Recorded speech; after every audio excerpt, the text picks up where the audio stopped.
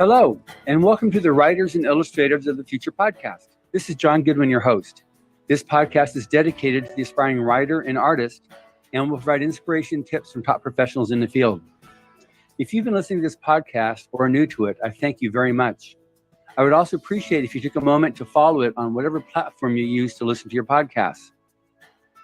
Today's guest is Baen Trent, who I originally met almost 10 years ago when he was a Rise to the Future winner published in volume 29 with his story, War Hero. His work appears in the New York Times bestseller Black Tide Rising series and Weird World War series, Analog Science Fiction and Fact, the magazine of fantasy and science fiction, the year's best military and adventure SF, Escape Pod, Galaxy's Edge, and in 2019, he was winner of Baen Books Reader's Choice Award. A lot of water has passed under the bridge since we met back in 2013. He just published an amazing novel that I just read in preparation for this podcast, Red Space Rising. From what I can tell, it was based on his winning Writers of the Future story, which we'll be talking about. Welcome, Baen. Very nice to be here, John. Nice to talk to you again. Yeah, I'm so glad that you responded when I sent around that email a couple months ago saying, I want to be on your podcast. And then reading the book, I'm anxious to get right into this thing and start talking about Red Space Rising, because that was such an intense novel.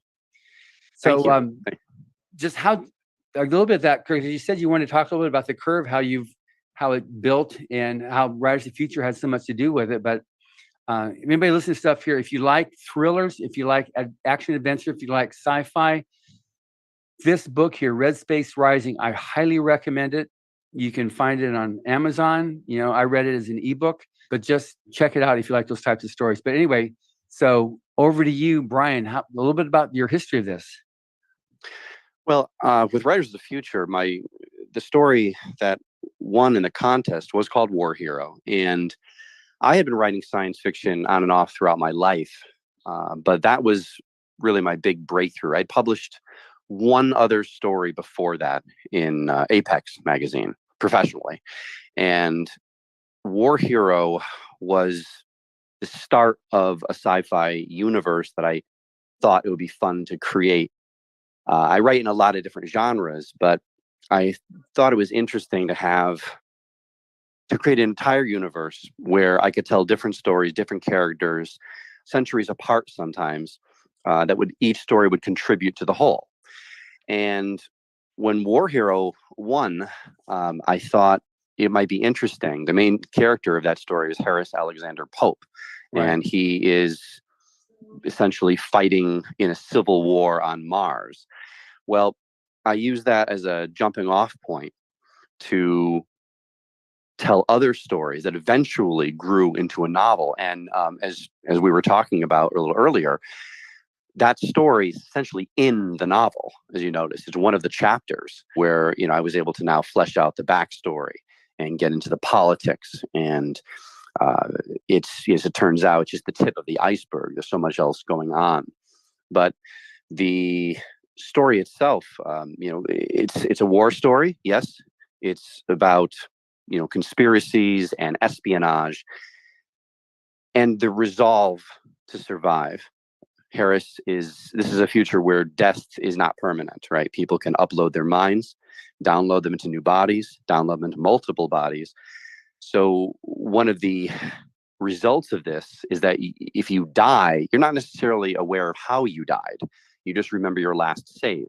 So Harris fighting this war and fighting in the aftermath, fighting the peace, if you will, which in some ways is even deadlier because you don't know where your enemies are anymore. He's seen the world change. He's a man out of time, and he has to hit the ground running, try to get the lay of the land and understand how the parameters of his mission might not be so simple anymore in a universe that's changing wildly around him with every time he comes back from the dead. Yeah, it's just amazing how that came together. And as I was reading it, well, okay, there's a lot going on here. And then there's a whole new thing that opens up. It's like, oh my gosh, I was just, I'm hyperventilating some of the scenes there. It's just so much action that you've got happening on it. So you did it start off as a short story, or did you start off as a novel and then turn one of the chapters into a short story? It started off as a short story, and then when I was creating, I usually write a lot of backstory to my stories. I enjoy imaginations. I think that imagined worlds. I enjoy doing imagination exercises. So I put a lot of thought into the world building. Right? What are people eating? What are they thinking? What politics and culture and technology and corporate factions exist? What religions exist? So I had been creating a little backstory for that. But yeah, the novel grew out of the short story. So it's essentially that seed, as I said, is in. You can find the seed in the novel itself. Yeah. In the book, it's in the first third of the book at this point. But as you saw, there's a lot more that happened before and afterwards. That's just one of his grim adventures. That is, as I said, essentially the merest hint of what's actually going on. Yeah, well, that was a pretty intense scene there, I must admit. So, yeah, that's one thing that I noticed too is the nomenclature. I was looking up a lot of words, not just hard words, but these are like history and different things that you brought from Greece and from Rome that you brought forward as as Mars was settled in the future, modeling after those time periods. So I'd have to look at what you were using on the art forms and some of the locales and whatnot, names that were used. I'd have to, fortunately, on using Kindle, I could then take it and highlight it, and it give me the definition. So it was fast to do that. But I was amazed at your vocabulary that you had, and then also the technical aspect of it. Because you're obviously this takes place some 100 years in the future, and it's close enough to today's technology, with terminology wise, but far enough in the future that finding where that line transitions from science fact to science fiction was quite cleverly done. Well, thank you. I wanted to. The book takes place 1,000 years in the future, but there was a dark age in between our era today, and there's a civilization collapse, and eventually a renaissance, and then people end up surpassing our technology. But I'm a fan of history, particularly the classical world, but history in general. And one of the takeaways if you study history is people don't change. The technology changes, the costumes change, the music changes, but the human element remains the same. Sure. And a lot of even though the politics are unfamiliar in this future and the technology is unfamiliar, it is a human struggle, right? Mars is undergoing a civil war because, having seceded from galactic society, they're following unintentionally in the footsteps of the French Revolution. The liberators are now the oppressors, and so these are they're timeless themes. With regard to, so there's two things to talk about there. One is they're using a new calendar. They don't use the AD calendar anymore, right? And part of it, it's very deliberate. They know that the old world destroyed itself. They don't necessarily know how. A lot of records have been lost, but they want to divorce themselves from that, from everything in the 20th and 21st centuries that they do know of. Right. So they reached back further to the Hellenistic world, to the classical world, and use that as the wellspring for their new cultures, which is why they do refer a lot. And a lot of that stuff too it's not easily wiped out in electronic records. They find it in museums and through stories and through hard copy books. So they did use that in a similar way that the Renaissance looked back, right? The Renaissance looked back before the Middle Ages to the classical world. So that was part of the inspiration. And then, technologically, I'm a big science fiction fan, lifelong sci-fi geek. Grew up on all the classic sci-fi movies, Forbidden Planet and them, and The Day the Earth Stood Still, and the original Star Trek. But one thing that annoyed me is that the depiction of military technology is wanting. I've joked, but not necessarily joking, that the security forces of the Enterprise could be defeated by a low-rent mall cop. I wanted to show technology used in a cunning, tactical way. So when Harris has his battles, he's a one-man wrecking crew, but so are his enemies. So he's using tactics, AI assists, and his shield that he can conjure, and his multi-gun, which fires in numerous ranges of different kinds of ammunition and lasers and EMPs and caltrips. And he's got his senses are dialed up faster. His reflexes are faster. He has blur mod augmentation, which would make him move faster than other people. But again, his opponents have that. So I wanted to write those scenes with a certain kind of kinetic energy. So hopefully would make the reader sweat. Pass, double pass.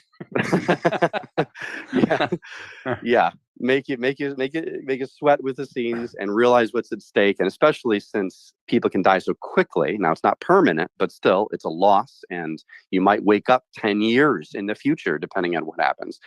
So that was that was one of my focuses in writing this book. Is he's a one-man army, yes, but he's in an extraordinarily dangerous world that, as time progresses, he increasingly doesn't understand, is a man out of time, and is really falling back on a skill set that might not get him through the challenges that are increasing or mounting in his world. Yeah, no, that's for sure. And it was also, who are the good guys and who are the bad guys? It got really, it gets so convoluted there with all the subterfuge, being able to know. I had a stable reference point, which was him. So he's the protagonist, and I know you and what I read of yours. So I know he's not going to flip, and all of a sudden now this guy here turns out to be the devil incarnate. So I knew that he was going to be with us. And then, but how he was seeing stuff, everything's from his viewpoint.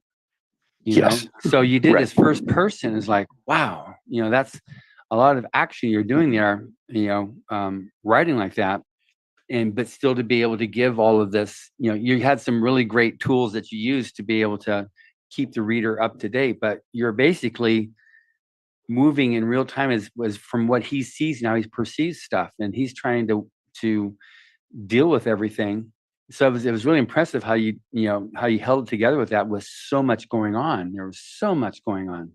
I'm delighted you enjoyed it so much. The book opens with and in a way, it's a nod to Philip K. Dick. It opens with him waking up, surrounded by dead bodies, and finding out very quickly he was one of those dead bodies just a few minutes ago.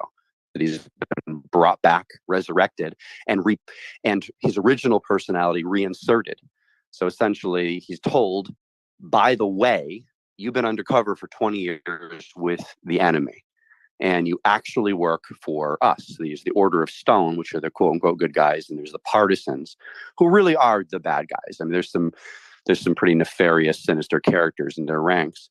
But to get to your point, I am not a fan of stark good guys and stark bad guys. Yes, the partisans they're villainous. Yeah. But I've always been attracted to the grayscale of morality with characters. So the Order of Stone, they are good by comparison to the partisans, but as you know, they do some shady things. Their plans are in the shadows. Mm-hmm. Clearly, Harris isn't being told things. And as a writer, I wanted to try to make it obvious to the reader that he's not being told certain things. It's some of his relationships, they're odd. There's clearly things that are being kept secret from him, but he doesn't necessarily notice it. Or if it's coming from someone he trusts because of his memories of this person, what he knows of his former dynamic with them, he trusts that individual. But the reader's left thinking, this person seems a little shady. This person seems like maybe they don't have his best interests at heart. Yeah, I get that. But I also, you kept me pretty much in his point of view, so I could see that it's not all as it appears to be, but I was so much into the willing, suspension of disbelief. I was just going along with it to see where's this thing going to take me. I know it's got to come out good in the end, but boy, I sure don't see where it's going to be able to achieve that. And it was just, it was great. It was just that mile a minute action that was very enjoyable to read.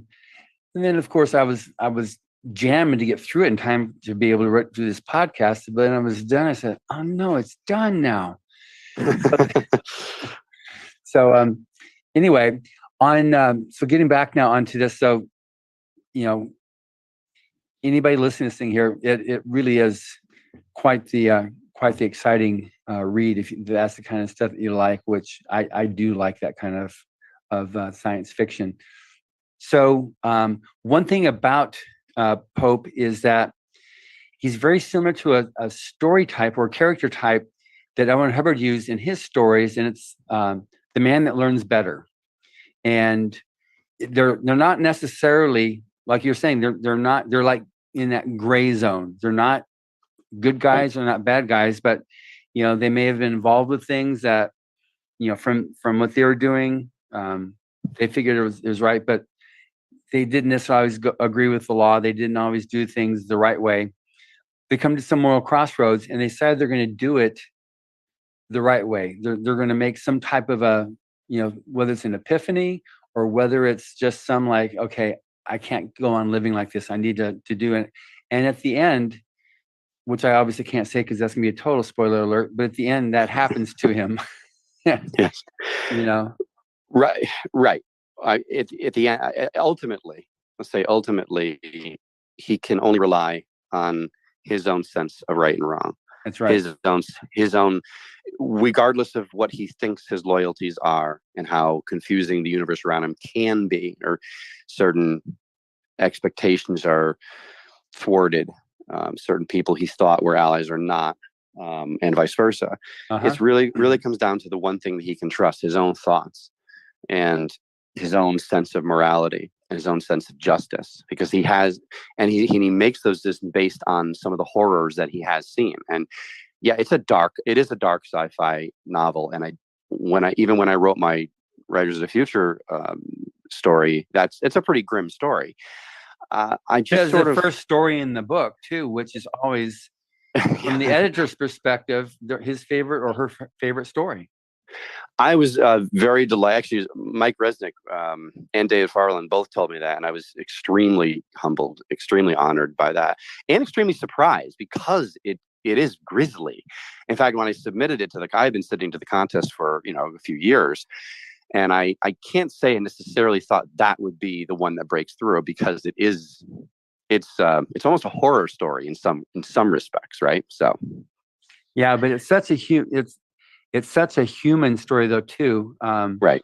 You really see what this guy's going through, and it intensifies the human experience 100x. So you get this stuff, and you can relate to him in very definite respects. What he's going through, and just imagining though that whole, just for me to imagine, like, okay, I wake up again now, and you're starting all over again, but then to come to learn that you can also have different memories erased, and that's a scary proposition. And for me, it was scary because I see a lot of things happening with what was the politics of your storytelling. Is very much things that I could easily see happening right now, because you've got like what everybody else sees, in terms of politics, but then you have the backstory, and it gets mushed away and hidden away with, oh, that's just, you're just getting involved with scare tactics, and you're just, delusional.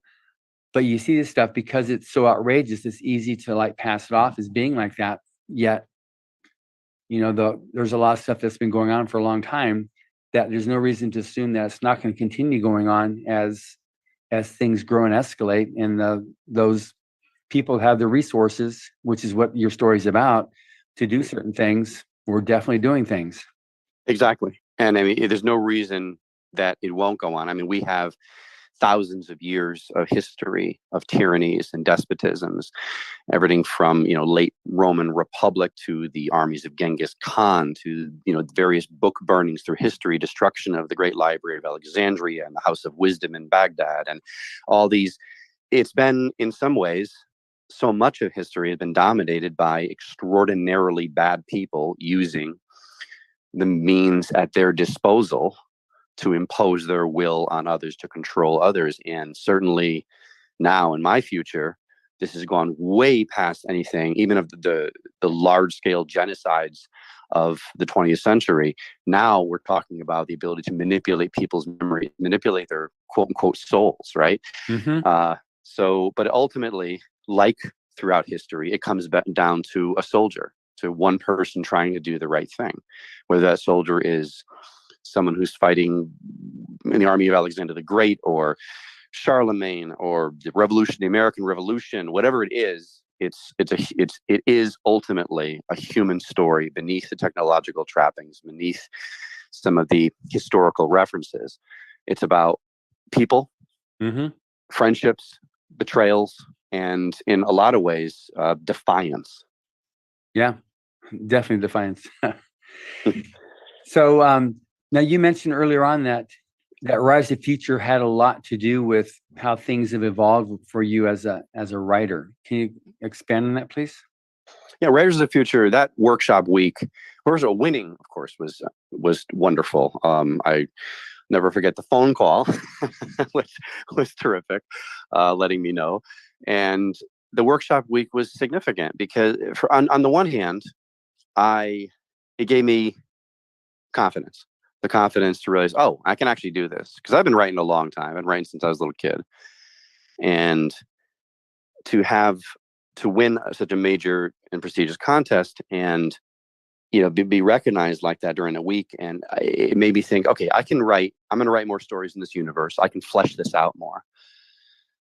But then some of the things we were told, some of the tactics, some of the people, like I said, Tim Powers, David Farland, Mike Resnick, who gave us advice, I started writing what became my newest batch of fiction at the time. My newest as in, the new level of writing that I was aiming for, on the plane over to LA. Just buoyed up by the excitement of what I was doing and thinking, all right, this story worked. I can write with this level of detail, with this level of historical reference. And that story that I wrote on a plane, or started writing on a plane, that was my first analog sale, Karma Among the Cloud Kings. Wow, that's great. While I was during the workshop week, one of the exercises we were given was we took a random object out of a bag, right? Out of a hat, and then had to write a story about that. We spent time in the library doing research and so forth. Well, I sold that story to Escape Pod. When I came back from the contest, within a couple of weeks, I had written what's maybe my most popular short story, called Sparg, about a little pet octopus, uplifted octopus, and sold that one to Daily Science Fiction, and that one's gone on to be published, more than a dozen times in reprints. Oh, that's cool. So much stems from that week, and that's not even getting into the friendships that I made. I'm still friends with nearly everyone who was there in volume 29. Andrea Stewart and I are really good friends. Eric Klein and I are good friends. Tina Gower and I are good friends. Yeah, I noticed them in your acknowledgement at the end of your book. Yeah. You acknowledged them. I was going to ask you about that. That's way cool. Yeah, no, we just all hit it off, and we're all just, because that's, science fiction is our tribe. We all came to it with a love of the genre, a love of imagined nations, and very likely a love of our earlier exposure to it, whether it was in pulp magazines, in Twilight Zone episodes with the works of Isaac Asimov and Ursula K. Le Guin and Ray Bradbury. Wherever we came from, it's a territory that, at least when I started out, it wasn't nearly as popular as it was now. So I think it attracts like-minded spirits. Sure. And we stayed friends, and I'm so happy for that because I love celebrating their successes. And, we read for each other. We do a lot of my first readers are those individuals. Yeah, that's great. I recently interviewed Elizabeth Ween, who was the winner in volume 9. And she had a book that was multiple weeks on New York Times, #1 on New York Times.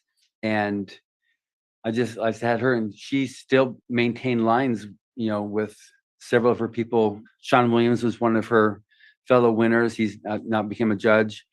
And it was interesting just seeing, over and over again, how many Rise to Future winners have maintained friendships with their classmates. And a lot of the writers have also established relationships with illustrators of future winners who now do the art for their book covers. So it's really nice seeing that, how it grows and just those relationships build. It's that in itself is very rewarding as well. I love being able to do like these interviews with yourself, just how people have grown and how you now have your influence on people that are trying to get their break, which is what this interview is going to help, aspiring authors do. Which I'm happy to do. Absolutely. Yeah. It's a great group to belong to. It's a great tribe to be a part of. Yeah. And actually, you just reminded me, my first analog sale that I mentioned that I started writing on the plane. Mm-hmm. That story in analog, that story was illustrated by one of the illustrators from that volume 29. There you go. Yeah. Yeah. That's great. Yeah. Yeah. So when you did the workshop, do you remember any of the particular essays? Because one of the things I like to discuss also on these podcasts, if there's any particular essays that stand out or any parts of that workshop week that went like, yeah, this was for me the highlight, or something that was the best part for you. There were 2 essays that immediately come to mind. One of them was called The Manuscript Factory. Portions of it, which I know a lot of people cite it, but it is a realistic, practical, and extraordinarily tactical way of looking at the industry, which I think is necessary. Mm-hmm. The other one, I don't remember the name of it, but it was essentially about drawing a comparison between a writer who L. Ron Hubbard knew, who just sort of was waiting for inspiration to strike and was sort of lamenting that he was not able to write a story, couldn't think of anything. And Hubbard was talking about how he went down to the library and just did some research, and that alone got the juices flowing. You don't wait. In other words, you don't wait for inspiration to strike. You go out there to capture lightning yourself, right? Yeah. And I think it was called Search for Research. Okay. That would make sense. Yeah. So that aligned with my perspective anyway. I don't like to wait for the muses of Delphi to eventually bestow something. I always, this is a habit I've had since I was a kid. I constantly have one foot in imagination. If I'm driving in the rain, well, part of me is thinking I'm in a hovercraft on an alien world, with the lights of the other cars being some golden-eyed natural fauna that I'm studying. You have to keep the imagination going or it will atrophy. Yeah. So, and not all of those ideas come to fruition. Not all of these ideas turn into stories. Sometimes it just helps you pass a long drive. But I do think that if you at least have one foot in imagination often, and you're exposing yourself to new things, traveling to new countries, new places, reading new books, having new experiences, meeting new people, learning new things. I mean, we live in the information age, right? So we have access to information at the speed of light. Never before in the history of the world have we had such information at our disposal. That's a lot of potential seeds for a lot of potential stories. So you don't wait around to be inspired. You seek it out. Absolutely. Now, how did you find out about Writers of the Future? When I wanted to get serious about writing, I just started researching the venues that were open to me. And of course, I had been sending stories to Analog and Magazine of Fantasy and Science Fiction. And when I had a dot matrix printer, when I had a Brother 11 typewriter, where if you type too fast, all the little arms get stuck together and you had to pry them apart. Been there, done that. Yeah. So, and Writers of the Future was just one of the markets, one of the venues that I uncovered and started sending. And eventually, at first it was just sort of standardized rejections. And then I started getting the honorable, not formal honorable mention, but like, I guess it was shortlisted a couple times. And then I wrote a grisly, gruesome pseudo horror story and ended up winning. So, but it was a number of years. Yeah. And then now, as a kid, were you the kind that wanted a typewriter instead of a bike for his birthday, or how this? Well, I had both. I definitely subscribed to the more the Hemingway model of, right, like get out into the wilderness, hike. Kevin G. Anderson still does that, right? He writes a lot of his stories just with he walks around. He and I run into each other at conventions a lot, and he's a great guy. Yeah. And I haven't gotten to his point yet where I don't walk around with a tape recorder essentially, or, a phone recording and just speak the stories into that. I don't have that level of composition. I prefer to do it on the computer so I can see the words. But I had the bike, but I had I also would ask for the typewriter and the waste paper basket and the printer paper and the manila envelopes and everything else. the tools of the trade. Yeah.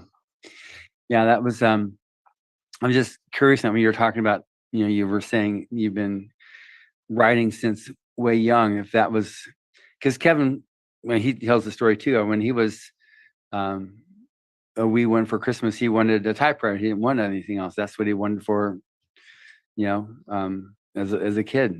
He's always wanted to just be an author. That's been his thing, and he's constantly worked towards doing that.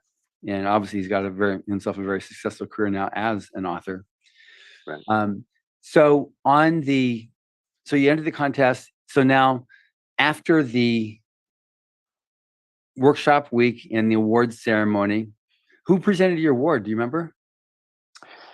Eric Flint. Yeah, he was. This is one thing he loved. I mean, he just passed away earlier. I know. This year. What a loss. Yeah, what a loss. Absolutely. Yeah. He was a really nice guy. Yeah, and he totally loved the contest and being able to help aspiring writers too, which is one of the hallmarks of our judges. Yeah, but anything particular that week that stands out for you at the awards event at the gala? The whole week stands out because it was just so enchanting. But I would say the award gala in particular was nice because I had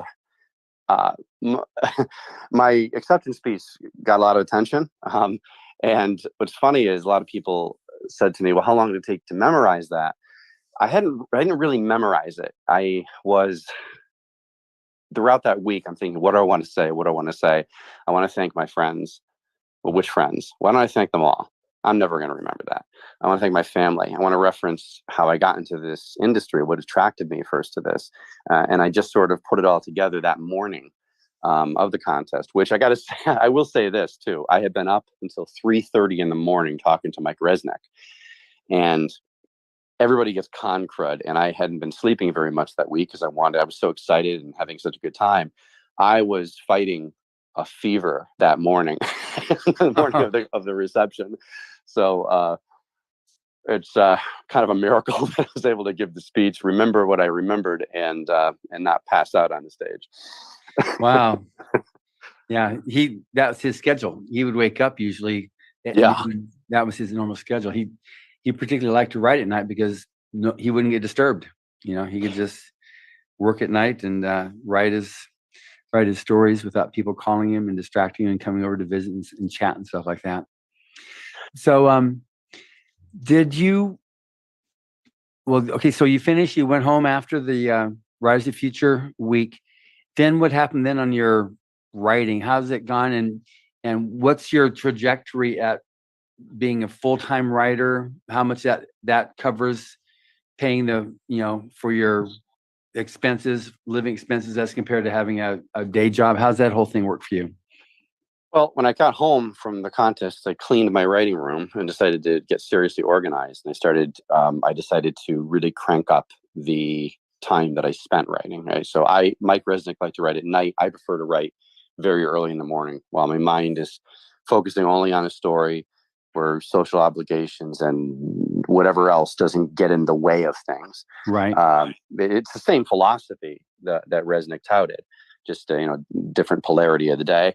And then I just started sending out. I started building a body of stories and sending them out, and always had at least a few stories out. And if a story got rejected, if there was some meaningful feedback, I would consider it and perhaps edit it and then send it out again somewhere else. So it was always juggling, always sending things out. And then eventually, when I started getting stories sold to various venues in Nature and Escape Pod and Magazine of Fantasy and Science Fiction, etc., I came to understand what those places liked and would then tailor some of my stories, or some of the stories I was already writing, being more concentrated, more surgically precise in the places that I would send them to. And I publish extremely regularly now. So, and now, getting more into novels. I mean, Red Space Rising, I didn't even mention Red Space Rising is actually a sequel, but it's a standalone sequel. So as you know yourself, you can read it completely on its own. Yeah. And 10,000 Thunders is the previous book that sets the universe up. But I do feel that that's how sequels should be. You should be able to come to them from wherever you are and enjoy them on their own merits. And if you read the other ones, great, more about it, more backstory. But if you don't, no problem. I've been invited, the Black Tide Rising series by John Ringo. They invited me to contribute stories. The Weird World War series, just various anthologies. And I actually love the challenge. I love, being able to play in a different sandbox and being forced into certain parameters can actually be can bring out some of your best creative energies. Absolutely. Yeah. Yeah. It gets you outside of yourself and outside of your comfort zone. So I love it. I love the industry. I love writing. And so you're a full-time writer. I'm a full-time writer. That's awesome. So at what point were you able to transition from having to have some of the supplementary income to where you're just now, I'm a writer? It was a few years ago. It just I don't actually keep track of, I don't know how many stories I've written, nonfiction works, etc. So it is, I just have it. I write so much and have it out there so much that, it allows me to pay my bills, put bread on the table. Which is awesome. So now, in terms of, I said, this is the Writers and Illustrators of the Future podcast. So we're always looking for inspiration and tips for the aspiring writer, as well as just great storytelling on writers, how their careers developed.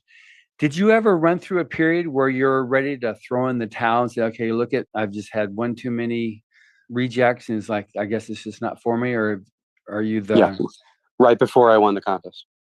That's the truth. Yeah. So explain that a little bit, because this is really important. Because one thing that I hate, that the biggest horror story for me is where someone says, well, I quit because I couldn't handle the rejects. And people need to, even though your thick skin isn't theirs, if they get your story, it'll help to thicken their skin up a bit.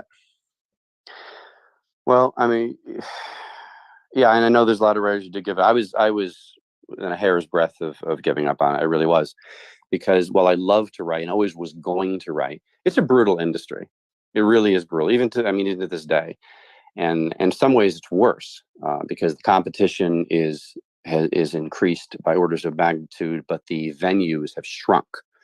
There's just so it's tough. And winning the contest, as I said, is why it meant so much to me, was it gave me that jolt of confidence. And I thought I was writing some pretty good things. And I was aware that there were a lot of things I was writing that were not so pretty. Mm-hmm. But it's perseverance, but it takes perseverance. It takes dedication. Don't wait for the muse. You have to. I guess that's my biggest piece of advice that I would tell any aspiring writer is you have to make it a discipline. If you want to be serious about it, if you're serious about it from a business perspective, you have to make it a discipline. You don't have to write every day. You don't have to write 11 hours a day, but it's about a pattern. If you get up in the morning, and you can only write for 3 hours, great. Write those 3 hours. At least, and then it starts to come easier for you. The worst thing for me is facing the glacial whiteness of a blank document. That's the most intimidating part, starting a story. But so I would say what helped me is treating it like a discipline. And in having said that, always trying to improve, studying the market, studying the stories that produce certain feelings in you. It was Ray Bradbury, and it was Isaac Asimov, and it was Arthur C. Clarke. It was the Twilight Zone TV show. These are things that had such a pivotal, essential influence on me. It made me feel a certain way, got my mind working a certain way. So I wanted to emulate that. A lot of my stories have little stingers at the end. That's because I still remember how I felt when a Twilight Zone episode would completely twist things around. I realized, whoa, what I thought was happening was not happening. And that goes back to what you're saying about Red Space Rising. The whole thing is a Twilight Zone-like inversion of perspective. So yeah, dedication. And also, I'll say this, get rid of distraction. I think that the smartphone is the worst development since the evolution of smallpox. But it is one of those things that is a constant, the proverbial person from Porlock, the thing that shows up and distracts you. I do know a lot of writers, aspiring and otherwise, who are always lamenting that they don't have time to write while they make their 50th tweet, or 20th Facebook post. Put the phone away. You don't need to do research when you're writing. You do research when you're not writing. You do not need to hop on the social media virus and have more proof that the world's gone mad. Just focus on your story. Don't. J.R.R. Tolkien's One Ring is probably the greatest metaphor for our modern age, because you watch people on a subway, or you watch people, I travel, I'm like, everybody's on their phone all the time. It's that episode of Star Trek where Wesley brings home the toy that everybody's obsessed with, or it's the One Ring people can't seem to put down for 5 minutes. There's no worse thing the only thing worse for a person trying to be productive in writing is to set your computer on fire. Just put the phone away, turn the phone off, make sure you have a quiet time, whether it's at night or on weekends or in the morning or whenever you can write, and then sit down and write. If you're serious about it, it's more than a hobby. Yeah. Well, you're talking earlier about Kevin Anderson. He goes up on the mountains, and he has no range of no cell phone. He dictates his stories. He's got his book that he wrote with Martin Shoemaker, Being a Dictator, where how you dictate a story. But he solves his pride problem by just going away, so he can't be distracted by these things. But you're right, you got to be able to it's my time to write, and nothing else matters, because if you want food on the table, if you want a roof over your head, I need to write. It's a job. It has to be a job. That's the manuscript factory you're talking about. That's exactly what he's talking about there. Ultimately it is the manuscript factory. It's just it's a keen observation on writing as a business, and anything that distracts you. Obviously there are life will get in the way. We have our families, and we have our pets, and we have things that we have to do, and you need time away from writing. You have to. Even Emily Dickinson's inspiration didn't come when she was cloistered in a room. It came when she was outside, watching a train lap the miles, or a snake crawling through the grass, or hearing a fly buzz, whatever it is. It was interaction with the world that inspires us. But when it's time to write, you anything that distracts you from that is like a little leech, just siphons off some of your energy, some of your blood. So you have to focus on, and don't research when you're writing. Research when you're not writing. Have you read any of Hubbard's stories? I read Fear and a few short stories here and there. I think in some of the original pulp magazines, actually. My father had a crate of old pulp magazines from Doc Savage and 20s and 30s and 40s that I grew up reading. Yeah. Interesting about Fear is that Owen Hubbard always carried a typewriter with him whenever he traveled, and so that when there he wrote, he'd finish a meeting, with John Campbell, and Oh. said, okay, he's going to. The original story was called Phantasmagoria, something like that, and Mhm. he said, okay, I'll get you the story by the time I get to the West Coast. He was taking a train over there, and Highline was there, and he recounted that story in another letter that he wrote. But he just he sent half the story from Chicago, and then the final part of the story when he made it to the West Coast. And it was interesting. We talked about what it was. It was one of his hardest stories to write, getting into that mindset to write that, because that pretty much that story there was. Various authors say that's one of the things that inspired them into being able to write in the genres that they write in. But it's he had his whole thing of did a lot of research because he was so active outside, doing so many different things. But he would write 3 hours a day, 3 days a week, and he was writing about 100,000 words a month during the pulp days in the 30s and 40s. He was very prolific, but he just, when it's time to write, he wrote. A.E. Van Voot even told a story about how watching him write his stories, he put the paper in, he'd look towards the wall, not at the wall, and he'd just start typing, and the story was rolling out in his mind, and he just typed the story. And he was just very prolific. But then when you read some of the Hubbard's essays, he talks about how you think I'm prolific, and he starts rattling off other authors that are way more prolific than he was. He says just, if you're going to be a writer, you've got to write. A writer writes. A writer writes. Exactly. That's exactly right. It's a job. It's yeah. It's funny you're saying about getting into the mindset, like, when he was writing Fear, getting into that mindset. When I finished Red Space Rising, I went into a funk for a couple of weeks, because it goes into some unusual and kind of unnerving corners of the human psyche, and it's not necessarily the most optimistic appraisal of people in some respects, the human race. It's not optimistic. It's realistic. It's not optimistic.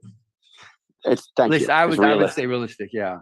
Yeah. That to me was the scariest part of it.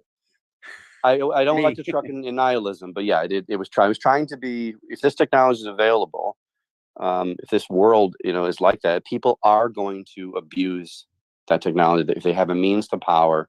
I mean, imagine if a Roman emperor had some of the power that we have today, a Commodus or a Caracalla, or a Nero, right? So those people, those types are always going to be there. Mm-hmm. And so yeah, it's But you're always going to need the popes as well, and they're always there as well. And that's where a ray of optimism comes in. That he does, his presence in the book. It seems like a lot of times he doesn't have agency, because he's being shuttled from one assignment to another, tracking down these escaped war criminals. Which, by the way, I was inspired by. In the aftermath of World War II, a lot of Nazi war criminals fled to South America, and a lot of British agents hunted them down. And that really was the genesis of the whole story of here. Harris Alexander Pope is being sent off to track down these escaped war criminals. But his defiance, his resolve, regardless of whatever else is going on in his world, in his universe, is the ray of hope. That's what we cling to. Yeah, absolutely. And it's important, because you can't have, I mean, it's not a goody-goody world out there. And no. So, although I'm really not into the pessimism, I'm not into dystopia as a genre. I myself always look to see that somehow, some way, there's gonna be the Alexander Pope out there. And if it's a good enough story, I fancy myself as that Alexander Pope, I like to think that. Sure. That's going to be there. It's going to be able to help save the day, and you want to be able to have that out there. And there's, for somebody that basically lays constantly the seed of discontent and of hopelessness. I'm not into that. It's not something that Rise of the Future is about. It's definitely not something that Mr. Hubbard was about with his science fiction. And it definitely wasn't the golden age, it was definitely not that. So, yours is, while it's not like, here's everything's all cheery and happy, and now it's over with, and he rides off into the sunset, or he flies off into the sunset with his girlfriend, and they live happily ever after. It's not that at all. In fact, it's your ending. I was like, wow, you know, but it was a perfect ending. You know, it totally was consistent with your whole story, and I really enjoyed it. And Thank you. Anybody thinking like I do like stories that end good, and so this is a good ending, a bit of a surprise ending, and I'm now waiting for your next book. But anyway,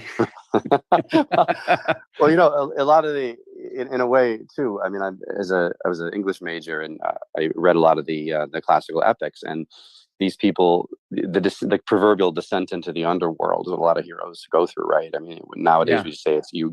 I've been through hell and back, right? Yeah. And yes, he does that. Yeah, he definitely goes through several levels of hell. But as you pointed out, and I think that is a fair assessment. It's not nihilistic. It's not.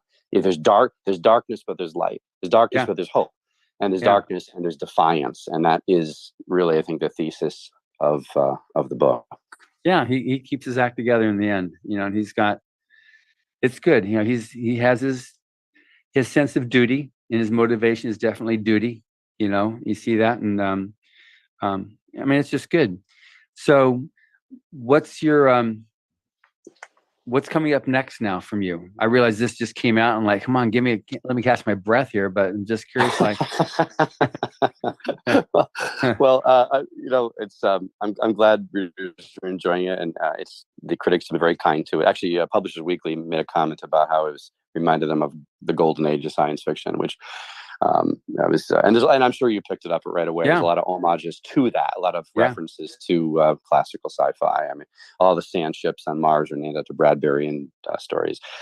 But I right now I'm finishing up a alternate history, because there's another, in addition to my war hero stories, I also write a specific set of alternate history stories, which is a way to counterbalance it, but it's still written in my kind of style. Like, it's still very detailed, and I pay a lot of attention to world building.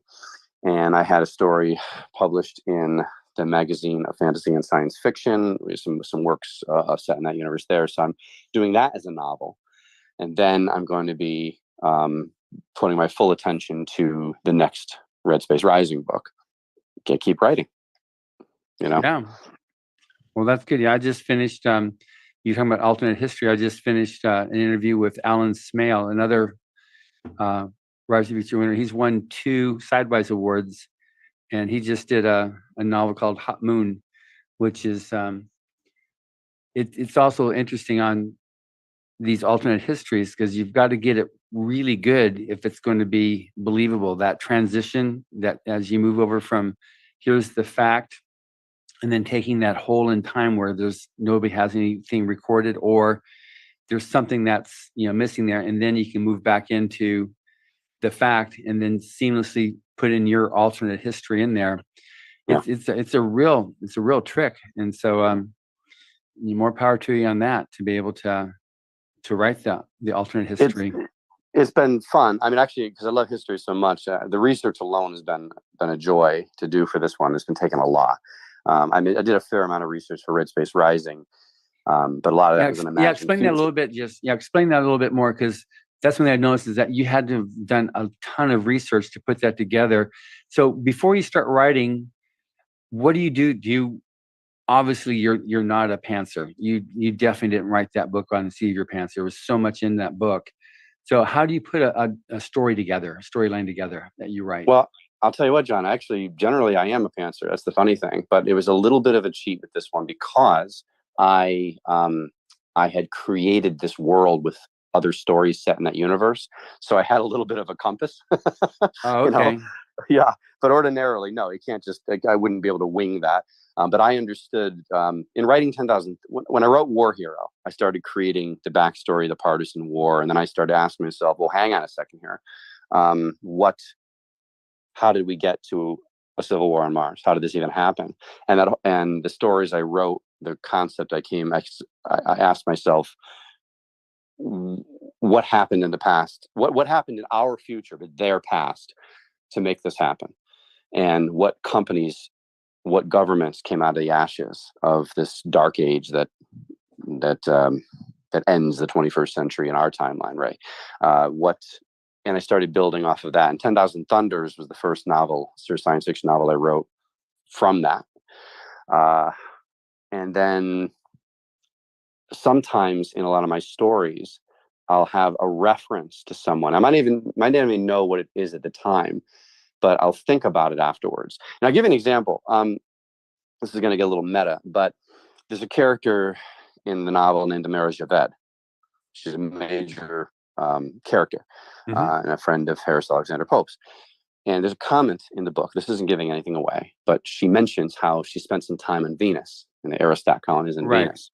Right. And then she had to leave. And she makes a comment about just a little throwaway line. Well, I've written a story. It was published on Escape Pod. And actually, it was also published in Analog, originally in Analog, that is about her time on Venus. She's not the main character. In some ways, she's more the antagonist of that story. But what happened to her on Venus is told in that story. Also, in Red Space Rising, Harris Alexander Pope makes a comment about a mission on Luna to hunt down a General Sabrina Potts. Right. Yeah, that story is told in the magazine of fantasy and science fiction. It's a story I wrote called 1,000 Deaths to Flesh and Stone. And it's about what happened to him on Luna. So these little nuggets, these little lines, sometimes I write the short story first and then layer it into the novel. Sometimes I will have a comment or a little throwaway line or character or an event somewhere, and we'll build a story, a novel out of that. So I'm very familiar with that universe now. And there's still references. It can get pretty grand. But again, here's the thing: nobody has to care about that stuff, right? No, you enjoyed the novel on your own. Didn't know that if you wanted to go down those rabbit holes, they're there.